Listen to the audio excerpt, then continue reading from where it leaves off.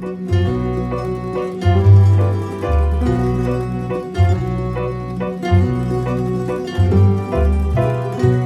listening to episode 7 of the Pleaser Life podcast. Man, it feels like I've been gone for an eternity and I was only gone for a week. And I'm back to recording. Hi, YouTube. How are you? For those listening on iTunes, on Spotify, welcome in. If this is the first episode you're listening to, welcome to the Pleaser Life, where we talk all about people pleasing. And for those who aren't familiar with people pleasing, or maybe you feel like you've never been a people pleaser, I'm here to tell you today, so many of us are people pleasers. Like probably all of us. We've all pleased other people at the sacrifice of our own comfort and the expense of our own comfort at some point in our lives. So let me get that out of the way. Also, let me get out of the way, if you have not listened to the Pleaser Life podcast, this is your first episode, listen around. There are 7 episodes so far, or maybe even more at the point of you listening at this moment in time. If this is your 7th episode that you've listened to, or maybe the 15th episode that you've listened to, feel free to go to iTunes, leave me a 5-star review. I will only accept 5 stars. Just kidding. I mean, if it's under 5 stars, that's fine too. I just have to deal with it. It comes with the territory. So anyway, I'm the most, oh my gosh, just obnoxious, corny person on the face of the planet. So anyway, I just got back from an all-inclusive trip in Riviera Maya, and it was awesome. Keith, my fiance, is not feeling so awesome. It was this 5-star resort, and it was beautiful. And it was this, like, the spiritual experience was so elevated and so amazing. And I loved every minute of it. And I just feel so rejuvenated. And I came home yesterday. We got back yesterday afternoon. Flight was pretty painless from Philly to Riviera Maya. It's not that far. So it's only it was under 4 hours. And we got back in 3 hours and 15 minutes yesterday, which is kind of concerning. I was like, how fast is this pilot going? I hope this man did not just become a pilot yesterday. Anyway, I digress. Anyway, it was awesome. And we had a great time. And I had a lot of spiritual connection. It felt so much spiritual energy. There was a light in our room and it just kept going on and off the whole time. Keith was not buying it, that it was spirit. You guys, if you are familiar with me already, you know I'm an intuitive life coach. I work with spirit every day. I help my clients connect with spirit. Sounds crazy to some people, but makes a hell of a lot of sense to me. So just believe me when I say Mexico is highly spiritually elevated if you've never been and you've never reflected or even tried to connect. It's so awesome. So today, now that we're 3 minutes in already, I want to talk with you about expectation and how to get past expectation in this lifetime. I was thinking about this so much today because a lot of my clients have been contacting me about this specifically.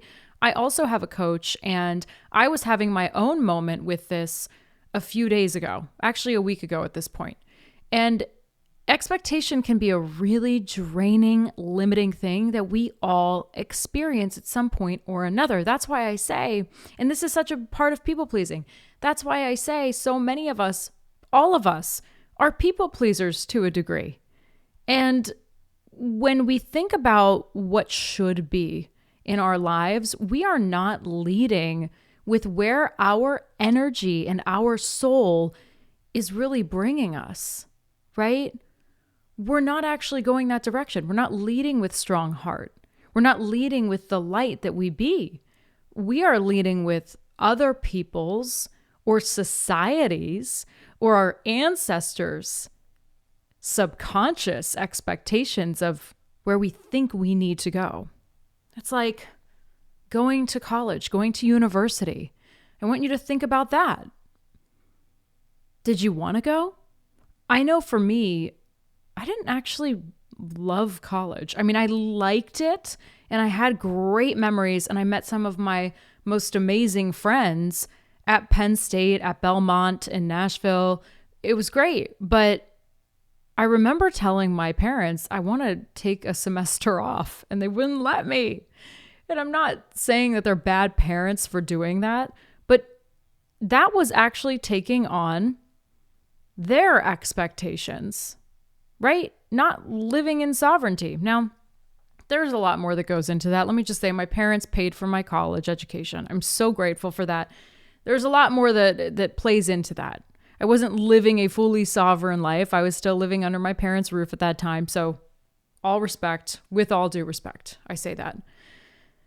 But when you think about these decisions, maybe it was a relationship. Maybe somebody said, oh, well, this person is, oh my gosh, this person's everything that you could ever have imagined and everything you could have ever dreamed of. You have to give it a try. Well, what if you don't want to? Maybe somebody's creating this expectation for you that if you don't try this, you will never find love. That's not true. That is so beyond limiting. And it actually puts us in a place of desperation. We think that if we don't have that education, that love interest, if we don't have that coach or whatever it is, we're just going to be a ball of nothing. And the thing is, when you're leading with soul and you're leading with your light, the white light within you, when you're trusting that thing we call intuition, that so many of us don't trust because we were taught not to. We were taught to doubt it. When you actually trust your intuition, you open up the floodgates to freedom in every way. I want you to think about the decisions that you've made in your life thus far. Maybe it was about going to university. Maybe it was getting into that relationship. And nothing is wrong. I want you to understand that too. I truly believe Spirit brings us every experience and commitment for a reason, with reason. There are different paths we can go down. We have different options. I was meeting with my medium probably a few months ago at this point, and she told me, oh, your guides are showing me 5 screens. You could go in any of these directions. It's kind of like those books that we read when we were little that was like, choose path A or path B. They always gave me such anxiety. And I was asking my medium, I'm like, are they telling you which one to pick? She's like, no, that's not how Spirit works. They're not telling me which one you should pick. They're allowing you to choose which one. And I'm like, oh God, I don't want to choose. I just want them to do it for me. But that is not how our soul journey works. Okay, people, it's not. But when we do follow through with wherever our energy and intuition is leading us, that freedom is so sweet. It might not feel comfortable when we make the decision. Let's go back to the college example. Maybe you're like, I don't want to do it. I don't want to go to college. Despite what the world is telling me to do, I don't feel aligned to that or aligned with that. I don't feel connected to that at all. It doesn't speak to my soul in any way. So I don't want to go. And I'm going to make the sovereign choice not to go. That is living in sovereignty. Sounds kind of scary to a lot of people. It sounded scary to me, especially to my people who openly identify as people pleasers. That living a sovereign life is so much more intimidating and greater than any of us can ever really conceptualize unless we actually act on our own sovereignty in this life. Maybe you don't want to go to dinner with someone. This is a much smaller example, but maybe you don't want to go to dinner with someone. But, in the past, you're like, oh, I felt bad. I feel like, I'm going to feel sad if I don't go, and they're going to feel upset, and I don't want to feel sad over them feeling upset. We think of all of these things. We make up all of these stories in our heads that aren't real. They're just these things that we think are going to happen. Now, you could reduce this to anxiety. It's living in the past or it's living in the future. You're not actually living in the present moment. I say you're not actually listening to your intuition. Where is your intuition leading you? Think about those decisions you've made. What would have happened if you would have made the choice that the light within you was leading you to? How would you have felt? Maybe you really want to put an offer on this house, but everyone around you is telling you not to, but your intuition is like, no, trust me. Put an offer in on this house. You have that whisper. You have that, what a lot of people say, call gut feeling. You have the gut feeling. That's really powerful. That's really special. And that is the thing, the intuition is the thing we ignore. It's the thing we suppress because it's uncomfortable for us to not do what we are called to do.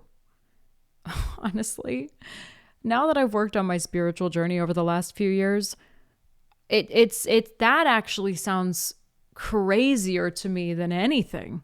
Not trusting your intuition. And trusting your intuition is way more intense. Like I said before, it's way more intimidating than social media makes it out to be.